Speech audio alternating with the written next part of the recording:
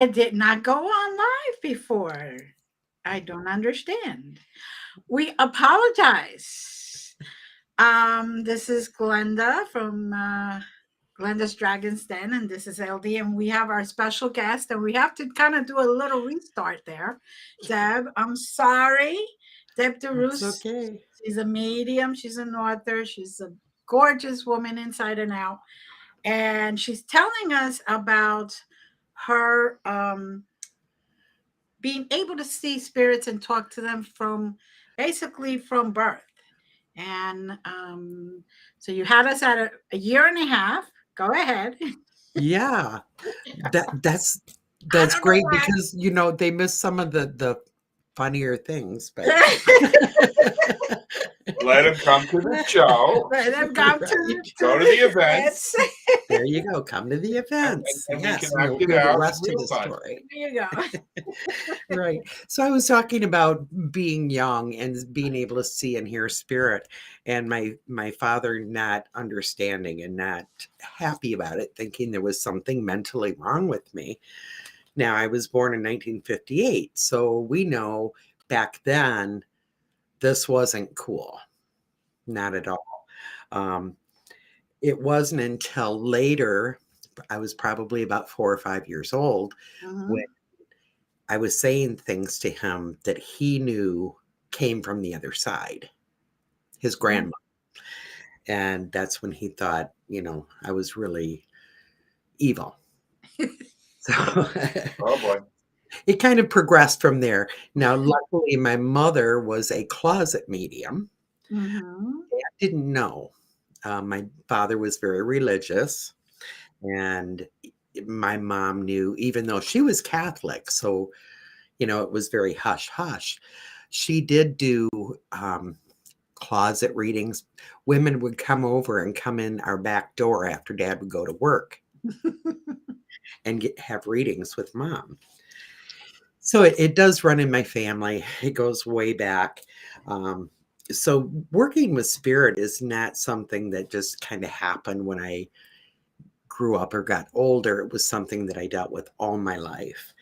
And of course, as you guys know, that oftentimes leads us into paranormal. Mhm. And I think, at least for me, Glenda, I really wanted, when I was younger, people would come to me for some reason. It was like they just knew Right. that I could help them. They'd say, I think I've got something in my house. Now, this was before ghost hunters and all that stuff. So, I was kind of doing it then, but I really wanted people to be able to experience what I experienced. Mhm. It's like, I can see them and hear them. Why can't you? I want people to know that this is true, that I'm not really crazy, even though we Mhm. doubted ourselves, right? Right. Yeah. So that was kind of my lead into the paranormal field. Um, just people coming to me and wanting to know what's going on in my house. I know that you'll know. Well, I don't know how they knew I'd know, but I would usually go over and take my big old camera and, my cassette player. Was it even cassette back then? No. Um, you Eight know, track, right, eight right. track, Real or time. reel Oh, to reel, geez, the big ones. the reel to Um, reel. Those I right. remember those. Yeah.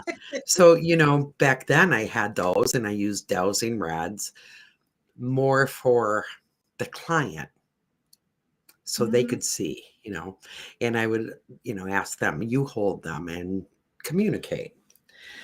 So, paranormal has always been who I am and what I do. I've always had a love for it because I know that it exists. So, some of us investigate not to find out what's on the other side, but to show others what's on the other side. Right. So Okay. that's kind of where I'm at with it, or was at, and that was many moons ago. So probably by the time I was, 20, I was doing quite a bit of it, And then people would come and, come see me for readings, even though I didn't advertise. I never said I do readings, but they would come to me. Did you have that as well? Yes, I did. Yes, I Yeah. did. So somehow people know. They just know. It's beacon of light, right? I think so. Right? That's what Yeah. it is. Yeah. I think So- also sometimes things go on that regular people don't do. I know that happened to me in my college, and once word got out, it was beating a path to my dorm room. But how did you get from there to MUFON? Oh my gosh. Well, many years in between. I can tell you that I've always, you can't really believe in the paranormal or know that it exists without realizing that it's a big vast of different things, Right. other beings on and Mhm. off this planet. So MUFON really didn't happen for me until after 2016. Mhm. And that was when I was preparing for world's largest ghost hunt. Mhm. And Brian Cano had instructed all mediums to, spend about a week prepping, be open to contact Right. from anything. Were you guys involved in that in 16? No, not 16. Okay. That was the year. I mean, it was really all about connecting with time stream and connecting with other beings other than just ghosts. Right. So I was very open and setting up I was on location, and it was crazy because being so open and being a medium, you're almost trying to block while you're communicating with humans, and you're trying to accomplish things. So you're open, but you're not, Right. So we were setting up, and it was about 1:00 in the morning. I said, my God, I've got to get home. So I was driving home from the location, which was at that time I lived about 8 miles away from there. And I got about 5 miles down the road, and all of a sudden, the weirdest thing happened. I felt really weird and almost nauseated. And I had this, it was like all the hair on my body, all the hair on my body just stood up and was being pulled. And it was crazy. But I looked down at my clock because I knew where I was at. And I thought, my sister is right around the corner. I might not make it home. That's Right. another 3 miles. So I'll go to my sister's. And I looked at the clock, and it was 1:11. Mm.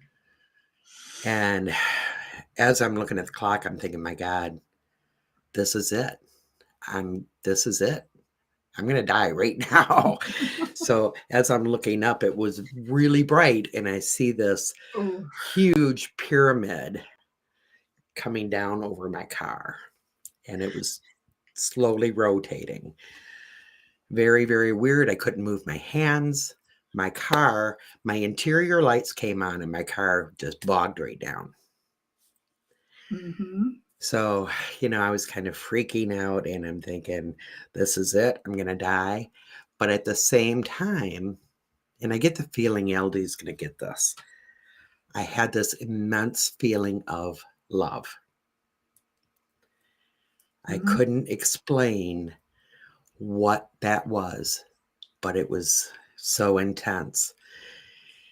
And then I was in my driveway. Mm-hmm. I'm sitting in my driveway, and my interior lights are still on. My hands are still frozen to the steering wheel. And I'm thinking, what the hell just happened? Mm. Well, I finally get out. I look to the skies, trying to figure it out. I couldn't figure it out. Ran in my house, and I contacted one of the women who was on location with me. Well, I didn't realize until a few days later, 2 days later, when Bill Konkleski, our MUFON director in Michigan, advised me to, get everything, write everything down from that evening, copy that conversation even, and save it. When I went to copy that conversation, it was an hour and 9 minutes after I had looked at the clock. Now, Oh. remember, I was 3 miles from home. Mm-hmm. And I wrote immediately. So anyways, and all of this happened. I didn't eat, I didn't sleep. I became very obsessed with what happened. I never disbelieved that they existed, but I never had that kind of a knowing. Right. Well, people Because say to me, how do you define paranormal? And I say to them, well, how do you define normal? And whatever they say, I just say everything else. Yep. I like that. I like Thank that. you. Yeah. I'm here all week. Try the chicken.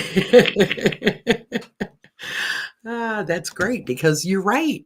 Mm-hmm. I mean, it's everything except for what most people see as normal. Exactly. And given the fact that our senses only perceive a very narrow scope of reality, Right. Yeah. Yeah. Yeah, that I leaves mean, kind of a lot of territory. it But now does. I jumped to MUFON because your main event in Michigan is very MUFON oriented. Is not? Am I correct in that? Well, it is. I ended up becoming a member of MUFON and for a short time became a field investigator for MUFON. It's not really my thing to do it that way, but Uh-huh. I love MUFON. I love what they stand for and I love what they do. And yes, Bill Konklowski is an every year speaker. He always has a MUFON meeting Saturday morning at the event. Mm-hmm. And it's not a MUFON event, but we have a lot of MUFON involvement. Well, that's why I said oriented. And Mhm. lately you've had some contact as well, have you not? Oh, tons. Yeah. So anyone who's available in September, am I right? September 22nd and 23rd. All right, get a hold of this lady and get out to Michigan, and you probably will have an experience. Oh, For yeah. those of you Yeah. who are open to it, Mm-hmm. because Yep. you do have to be open to it generally to have it. Right. Well, it helps, but there's nothing better.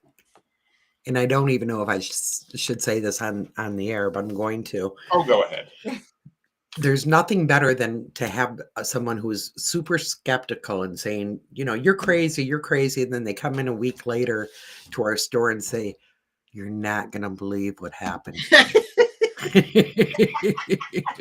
But if you're really not open to it, one of the possibilities is catatonia. So, yeah, right. you kind of have to be open to it, Yeah. or you're just going to shut down from the shock. Yeah, Right. That's true because I can tell you now that after my big experience in 2016, when I look back over my life, there have been many times in my life that I had been taken. Mm-hmm. I just didn't You were even recognize it. taken into what we would perceive as a hospital, a teaching hospital. Mhm. I was there, so I remember. But Nice. you were taken. It was 2009. You were having some issues, health issues. I don't know what it were, but it was around. And we wouldn't disclose it even if we did. We're very HIPAA oriented here. Right. But so you got better. I keep saying, to them, look, if you're going to take me for any amount of time, can you do dishes at least? I mean, the ghosts are not willing to do it. Can you do it? It'll be like a 2-second thing for you guys. They never do. No, nobody does. Nobody does dishes. If they can take me from one spot on the road in my vehicle or put me back in my vehicle and take me home, Yeah, they should be able to do the dishes Dishes. or vacuum or something. Something. No. Right. No. Yeah. So that is what the beginning of the Michigan UFO Contact event, how that came about was, I knew I had been downloaded with all kinds of things that during that experience in 16. And at the end of the season, my husband and I were sitting at the table and he said, wow, I'm pretty tired out. I'm kind of glad it's the end of the season and we're not speaking anywhere, not doing anything. We get some time, a few months to sit and relax. And I turned and looked at him and I said, we're putting on a UFO con. Now, I never had a thought about saying that. I never even wanted to do something like that. Right. But out it came. And as soon as I said it, I knew it was something that was put there. Right. And then after saying it, every person that I knew I had to contact about presenting or helping with that event, Mm-hmm. I'd contact them and they'd say, yes, absolutely. See? It all fell right into place. And I think that's one reason, everybody that comes there says it's one of the most loving, intimate learning experiences that they've had in this field, because they go to other conferences and they're a conference. Right. This is different. Everybody is, we don't like the ego-based teachings or speakers. It's all about working together, learning together, helping other experiencers. So, yeah. And we always have some great speakers. We were talking earlier. We have not announced our speakers for this year yet, but I'm super excited. Super Good. excited. Yeah. And maybe we'll have some of them on the show. Yeah. Yes. I'll have to secretly drop you some names and drop them some names and and do that. And I can say that, we will have some new people. Some people who have been there will be there again. Good. So, yeah, it's. I can't wait until you start announcing it. Well, another thing we talked about was, your event is so cherished that Thank you. Without announcing who's going to show up, you've already had a good shot at ticket sales. Right. Yeah. So that really surprised me. Yeah. But last year and this year. People are hungry for the understanding of oneness and the understanding of a cosmic consciousness. Mm-hmm. Because what's going on don't make no sense to most of us. And there's this incredible hunger for that love and that unity. Right. And you provide that. Mm-hmm. Oh, thank you. But again, I can't take the credit. It was all downloaded information. I'm doing what I'm supposed to be doing. And I think with a lot of what's going on right now, even, you guys being here doing this show, yes, you're part of this. But never underestimate the power of free will. And you could refuse to do it. But True. You are putting yourself out there, because when you started this, like you said, it didn't really exist before. Right. So you put yourself out there and you did the work. And for doing the work, you're entitled to be recognized, in my opinion. Well, thank you. And yeah, it is a lot of work. I'm not going to lie about that. It's a lot of work. There's a lot of behind the scenes planning, organizing. Yeah, it's almost insane. And every year at the end, when I'm getting close to it being over, I'm thinking, oh God, I can't do this again next year. And then you start right up again. And by the time the event is fully over, I'm already thinking of, okay, who's coming next year? So, how can we make it better? Yeah. How can we make it better? Yeah. Who do the people need next year?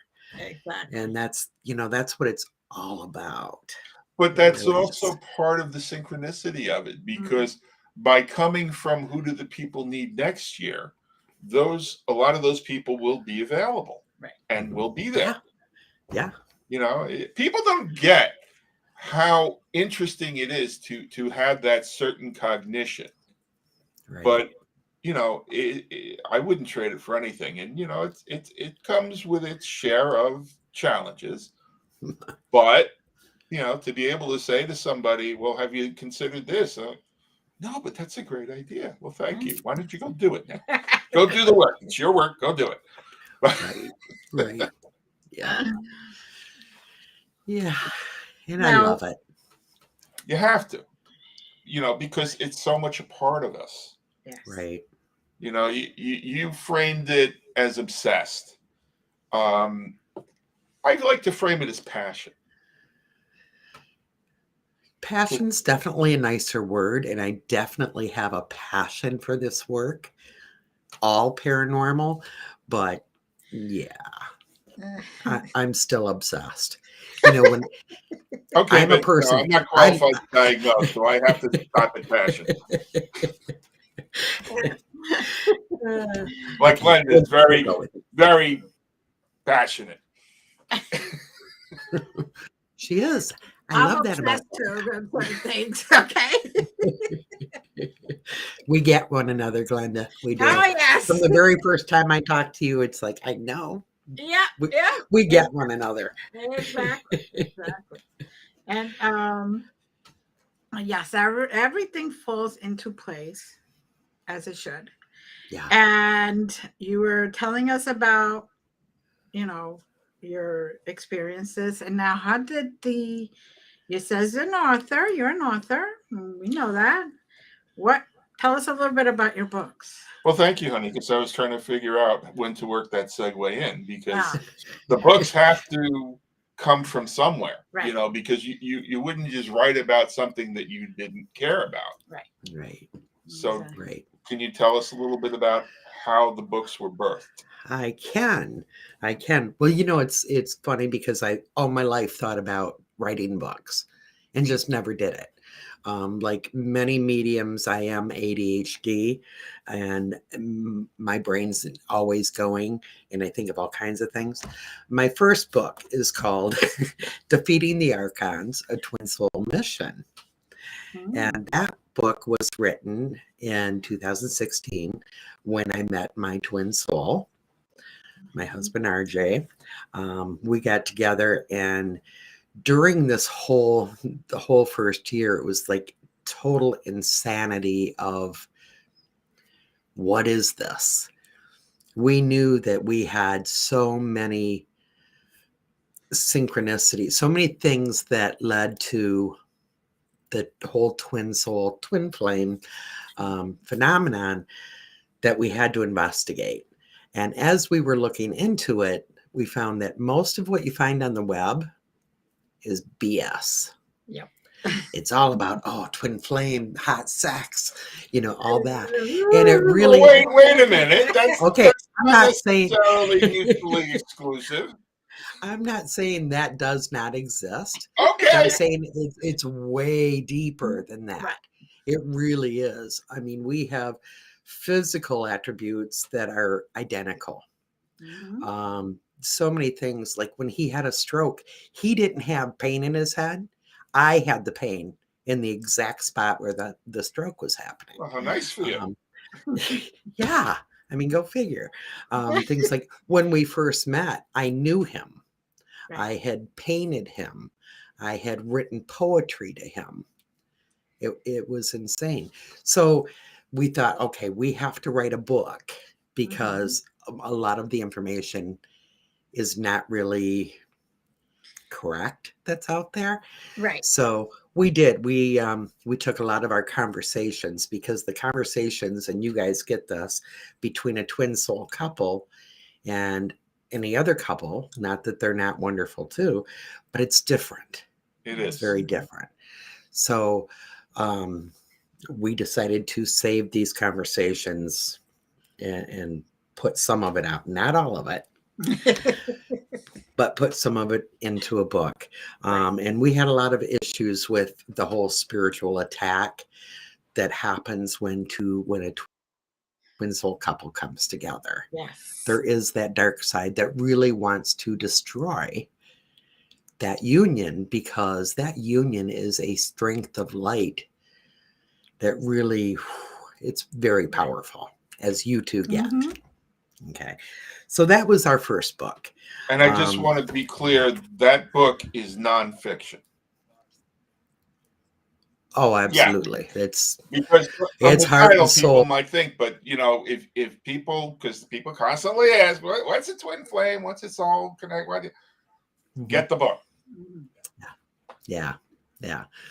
It's pretty raw, but that's and you can find it on Amazon.com. So there's that. And you can also get it signed at your events. Right. Yes, we usually have them at our events, always. And then our second book is Worlds Beyond Death, Examining Alternate Realms of Existence. And that was written with RJ's brother, who was a world-renowned numerologist, Michael Cassett. He did the numbers for many of the celebrities and all of that out in Hollywood, and but he came up with his own number system, and he did a lot of channeling, and he actually wrote a book. I don't remember what he titled it right now, but a lot of that is in this book. We collaborated with him because when he wrote the book, he couldn't get anywhere with it. He couldn't get anyone to publish it. So we sat and rewrote it. And a lot of it is channeled numbers. The number's 325. Hard to explain unless you read the book. So buy the book. But there's also some stories, some mediumship information in there and things like that kind of, to us, tells you there is no true death. The soul is eternal. Yes. Yeah. So that is our two books. And again, you can get them on Amazon. You can contact us on Facebook or, any of our events that we either put on or work. And you also do your own show, correct? We do, yes. Mystical Awakenings Vodcast is what we call it now.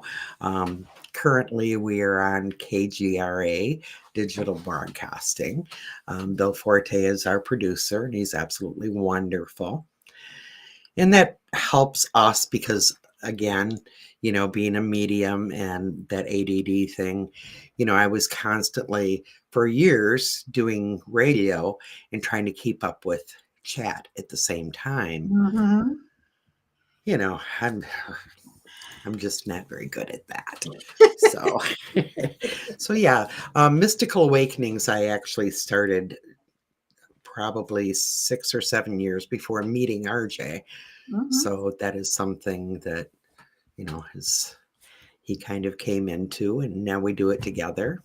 And when is that broadcast? Every Thursday night at 8:00 p.m. Eastern time. Why did I almost say Central time?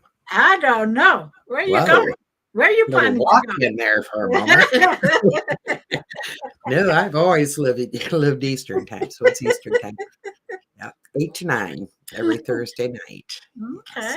All right. And I just started another show. Voices of Contact, and that's done with Mary Bassett, Michael Carter from Ancient Aliens, and Bill Konkleski, who is our state director for MUFON. And Mary Bassett is a regressionist hypnotist for MUFON and does it on her own. And what the show is bits and pieces of recordings. Now, she had permission from her clients to record their regression, and she would take pieces of that and play it, and then we all give what we feel about it or think about it. And the first one, we put out a teaser today so people can get an idea of what the show is. And it'll be airing on the 10th. Oh. And at what time? I believe 8:00. I don't know. And doing the quick math, the 10th doesn't conflict with this show, so everybody, can watch that guilt free. Right. Yeah, we have to keep them all separate because, that's the way You it have to keep is. it separated. We don't want anyone to miss this for one of those or those for you guys. And, Exactly. yeah. And that's the thing about a lot of people that don't understand that we are trying to unite. Yeah. So because we're one soul anyway, we're basically part of oneness. So Yeah. why not in our fields we don't unite and help each Right. other, and we all grow and we all elevate each other. Right. It's very different than trying to fight. Plus, there's enough people who would benefit from the different facets, where the same audience for one show may be different than an audience for another show. I mean, we chose Wednesday, because Glenda was like, well, what day should I do it? And I said, well, Wednesday's hump day. You're with the humps, so. And Deb's show is on Thursday, so Wednesday's perfect. There you There go. you go. Yeah. And Glenda and Deb are a little alike. A lot alike. Yeah. Yes, we are. Yeah. That works out well. Yes, of course. And now, hubby, you met him when? I met him. He walked into Mystical Awakenings Books and More in 2016 in the spring. Mhm. He actually had moved to the town I live in 3 years prior to that. Now, I live in a pretty small town, and really the only place to shop is Walmart. So why I never saw him for 3 years is beyond me. But yeah, he came walking into my store, and I was actually in the back room mixing oils. Mhm. And the little dinger went off, and I got goosebumps. Something felt really different. Mhm. So I come out of the back room and I start to walk to the front of the store, and I see this dude in a leather jacket and long hair and all biker looking, and he's walking toward me, and I'm kind of walking toward him, and he opened up his arms, and I thought, he must think I'm freaking crazy. I grew up in the city. I'm not walking into his arms. There's no way. No way. But what'd I do? You walked right into his arms. I did.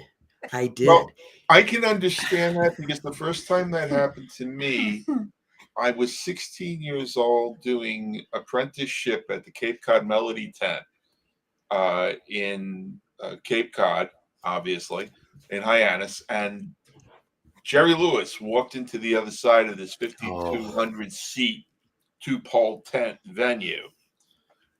And I dinged, and I felt that man walk in. And that was the first time that I can honestly say that happened to me. So I know exactly what that feels like. And that was the original Twin Soul. I loved hearing those. I used to volunteer for the telethons. Cool. I used to work those. Yeah. He's an amazing man. Yeah. Amazing. Definitely. So yeah, that's our little love story and how we met, and it was nuts. And Totally the ride nuts. after that was just very interesting. Yeah. And by 2018 we had gotten married, published 2 books, done several speaking engagements together. He stepped right in and started doing radio with me. I mean, it was, yeah. Well, I mean, with a real twin soul, I'm not saying that it always happens like that, but it's certainly, you're just putting one step in front of the other. It's like walking, Yeah. and you're both in the same direction. So it certainly makes perfect sense to us. Yeah. Yeah. And, with us too, I was 58 years old when we met. Mhm. We were not, youngins. Right. So, I think it's different when you meet when you're younger. They have a lot of the back and forth and, all of that. So, yeah, we just got on with business. It's like, hey, there's a lot of years behind us. We have time to make up for. So, Yeah. Yes, I know that feeling. We met in August of 2016. Really? Yes, that's why I heard you say 2016. I'm like, wait, did she really just? That's why I asked you again. Um, yes, I was taking a class because I like to go to different mediums and mediumship classes anyway, because you never know what you're going to pick up, right? Right. You Right. just never know. And he he walks in back, and I'm talking to my friends. She's talking to her entourage. My friends. Let's be real. and I love it. he says some smart ass stuff. Who, And me? yeah, you. And it's just like Sugar doesn't melt in my mouth. I didn't even turn around, and all I said was, "Is that how you speak to somebody you just met?" And then we were off. And what did I say? You don't know. You should hear that shit I don't say. Right. And that was it. It was like, oh yeah. Here we go. We're doing the tango. And so you two have been together since then? Right. Well, originally we met about 25 years before in New York City. I was taking a Reiki class when it was just in New York City, big auditorium type of thing. And I went for pizza, and he was with his son at that pizzeria. And I got told, that's him, but he's not ready. And so now, whenever we have any sort of bristling, I just look at her and go, and this is ready. Yeah. And I'm like, yeah, don't remind me. Right. Oh, Yes. yeah. It's wild how the whole twin flame, twin soul thing works out, because RJ and I found out that, he was neighbors to my aunt and uncle. We grew up, we should have crossed paths many, many, many times. Right. And we were never allowed to. It wasn't time. Right. Exactly. Until that day that he walked in the store. Mm-hmm. And he had been wanting to come in there for 3 years. There you go. They finally said, okay, they're both ready. Yep. Because it kind of opens like a book when that happens. And it's like a whole bunch of memories. And I don't know, for me at least, a whole bunch of previous lifetimes together. Oh, absolutely. Flooded in. And I'm like, oh, okay. All right. Okay. And I'm like, oh, yeah, I remember that one. Yeah, now. didn't I kill you last time? Yes. Not last time. Yeah. Yeah. We have some of our past lives together in our first book. Okay. Yeah. Okay. There you go. Yeah. And you're right. They just came flooding. We would be talking, and all of a sudden one of us would be crying, because it's like, oh my God, do you remember? And it would just all be there. Exactly. It's very interesting. And yes, I could see where a twin soul, twin flame may be startled by that connection and try to run away from it for a little bit, but you can't run away. I tried. It's like that pull. I tried. Mm-hmm. That pull just keeps, and I'm like, no. I said I wasn't getting involved with anybody else. Come on, don't do this to me. Why are you doing this to me? You promised. And Back when it's like a Popeil commercial. But wait, there's more. Yeah. It's wild. It is. And there are some people that are lucky they meet each other, and they're able to meet each other when they're young and take their whole lifetime together. And I do believe most twin souls, twin flames are not united until a certain age. Right. Because they want all that experience and all that healing to occur. Mm-hmm. Plus, a lot of it is you have different lives to live. Right. That's why you split in the first place. Yeah. You weren't meant to be joined at the hip necessarily. So you've got to get that work done and out of the way in that soul evolution on your own, and do your own work before it's time to work Right. with the other flame. Yeah. So Yeah. I totally agree with that. And I don't know about you guys, but with RJ and I, we're both on similar paths. I mean, we both came together, very passionate about the whole spirituality and paranormal and all these other things, but we were very opposite on how we work them. Right. Yes. He researches by reading and investigating, and I do to a point, but I'm more, I need to feel it. I need to meditate on this. I need to connect because I see when I connect. So it's totally different.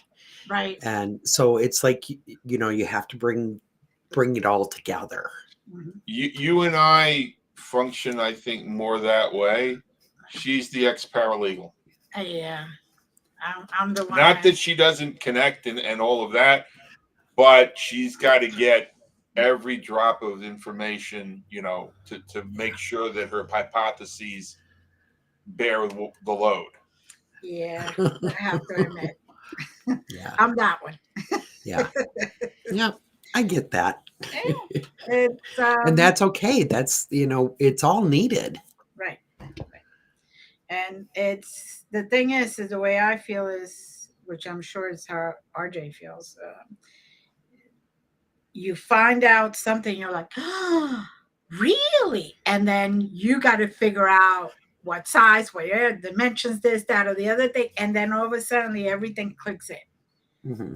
And it's just, okay, I'm obsessed that way.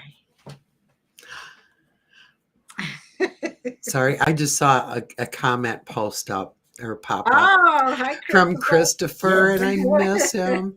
The last time I haven't seen, well, we only met one time, but I absolutely love him. Well, one thing about Christopher, you meet him once and it's like friend for life. Yes. Oh yeah, he was friend for life when I first met him online. When I first read, Tim Shaw wrote the first book about his story, and I read that, and I was like up all night just in tears and wanting to hug him, and just felt very connected. So, hi, Christopher. I just had to say hi everybody. I hadn't, trying to keep away from the ADHD thing. I'm trying not to look at comments, but hi everyone. I got a puppy over here. You got a couple of puppies. At home we do. Oh, geez. Sorry about that. No, that's okay. Christopher was on before, and Christopher's always welcome. Yes. I'm glad he's that amazing. Glad that he decided to say hello in the chat. So I'm so glad he did. I miss him. Yeah. So. But, it's, where do you go from here? I mean, I know you're fully engaged with the convention, but there's got to be other stuff. Oh, always. So well, what does the future hold? Retirement someday. No, there's I've tried. Okay, there's no such thing. It doesn't happen in this field. Next month in March on the 4th, we will be in Ann Arbor at Potographs for Pooches. Great event by Tim Miley for Murray. And it's, we do this. I'm doing gallery readings to help all these 4-legged babies. They're helping the local shelter, and wherever he does one, that's the shelter that gets the proceeds from that. Yeah. So we'll be in Ann Arbor doing that.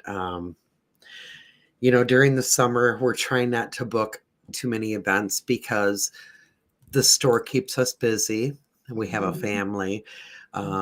We're open Thursday, Friday, and Saturday every week. And people think, oh, you only work 3 days a week.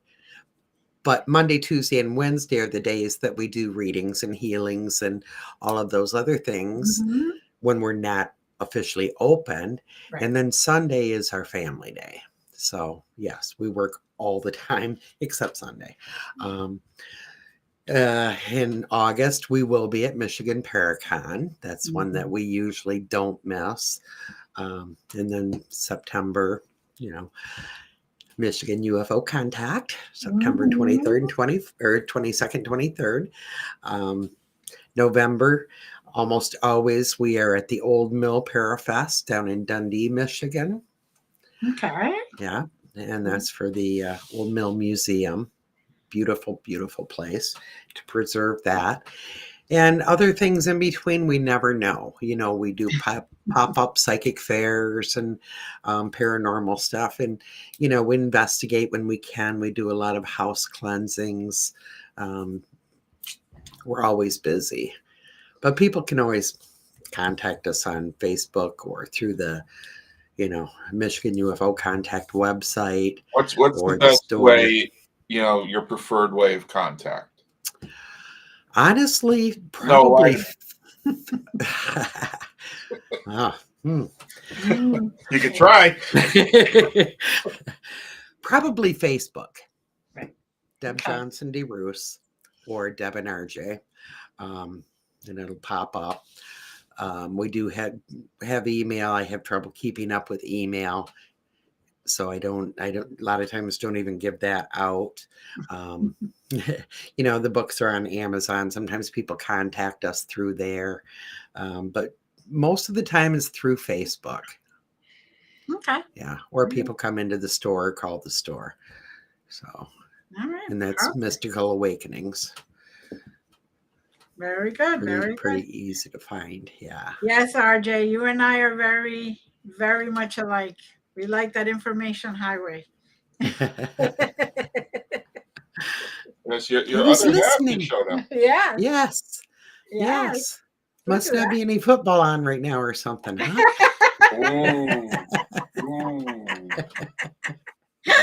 He loves me. Well, it is a Wednesday. Another benefit of having a show on a Wednesday. You see, I say your other half because I don't want to be presumptuous, but we've already decided that Glenda is the better half. Yes, everybody. And she's happy to claim that. Yeah. I always say I'm the better half. Who's the other half? Well, in my opinion, there can't be a better half because it's two halves of one whole. Right. Yeah, but so how can one be better?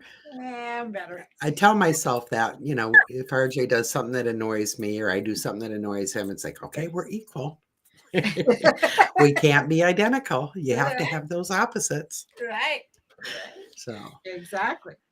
Well, the thing is, a lot of what I do is intuitive, but Glenda has done the work. I mean, you are a Reiki teacher, all right? In the SUI alone, she's a 22nd level, and she knows, I think, 10 other modalities at this point where she's a master teacher.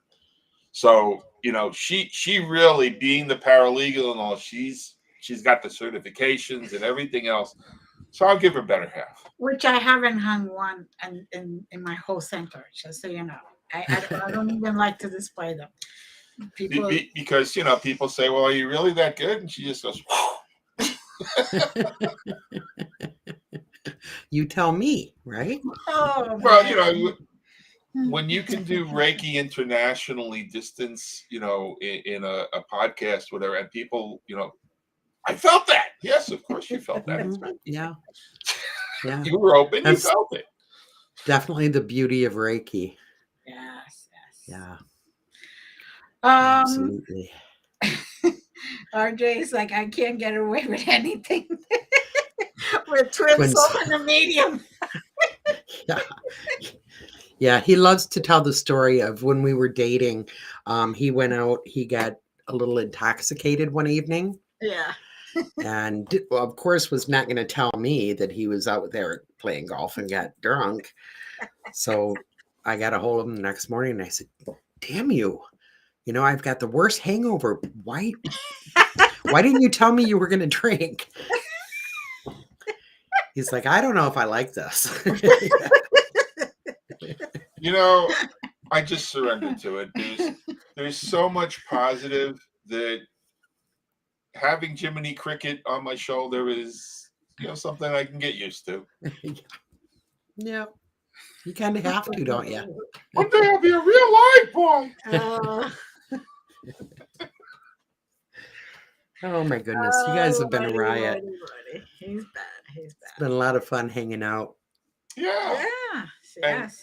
is there anything that we haven't covered? Because, we did go down some specific pathways, but I'm not sure. You do so much. Is there Right. anything you want to touch on in the last 5 minutes or so? Boy, if I had one message that I could share with the whole world, and they've all heard it from me, but they're going to hear it again, is, stay in a place of love. And that's really kind of what Deb is about. There's a lot of negativity in our world today. Mhm. And I know that we are all human and we can't walk around just, all butterflies and unicorns and happy. But if we keep that core love inside of us, even when people really piss us off, because it's going to happen, Mhm. what we feel, what we think creates what really is. That's our reality. So I really urge everybody to, to stay in a place of love. If you can love yourself, Christopher. Yay, unicorns. If we can love ourselves, that's a big part of the battle, because we can't love other people. We can't love the whole if we don't love this piece of the whole. Right. And we are all one big unit. Right. We come from the same place. And, when someone upsets you, remember that we don't know what they're going through. And if we're going to put negative out because they're being negative, what is that doing to the rest of the universe? Well, we just have to remind ourselves that perception is projection. So if somebody's getting us upset, it's because we're seeing something that we need to work on, in my opinion. But back when Paul was doing his first reunion with Wings, I had the opportunity of facilitating his ENGs in the dressing room. And here I am sitting with the world's most successful composer. Can't say greatest because that's subjective, but successful, you can quantify that. And I'm like, well, here I am, and I'm a composer, and I'm sitting with the world's. What do I have to say to Paul McCartney? And I'm like, well, what do I have to say that's meaningful to him? Because I don't do codependency if I don't have to, and I decided the thing to do was just to turn the lights off, because the dressing room, we had about 5 minutes till the next group came in, and the dressing room wasn't vented for the lighting and all. And I sit down, and he goes, so what do you do here? And I try to describe that. He says, I used to watch Transformers in Liverpool before I was a Beatle. And all he wanted to do was have a normal conversation. So when you talk about love, I see this as an incredible opportunity for love. Mm-hmm. No matter how challenging things are, it's just more of an opportunity for love. Mm-hmm. And he said it with his band, back in the 60s. All you need is love. All you need is love. That's for sure. Love is all you need. So yeah, I'm right there with you. Yeah. Well, Deb, as always, it's been a pleasure. Please stay on. Yeah, I think we've got a little more time, because we started a little late. No, they're going to throw us out. They're going to throw us out. But I do want to thank you. I don't want it to end. I know we don't want it to end, but she's going to stay and she's going to speak to us privately for a little bit. Yes. Thank you, everyone who was here tonight, and everyone that's going to listen to us at a later time. Please email either one of us or send us messages. We love feedback. We love your suggestions. We love questions. Next week, we're going to have a very creative, passionate, and deeply connected, beautiful soul, Monica Ramirez. Oh, I thought you were talking about me, and then you're going to go to the guest. Monica Ramirez is the warrior of love. So, speaking of love, that's a great way to end it. And a great way to approach Valentine's Day. Love you all. Have a good night. Thank you. Bye. Hang with us a couple minutes, please, Deb.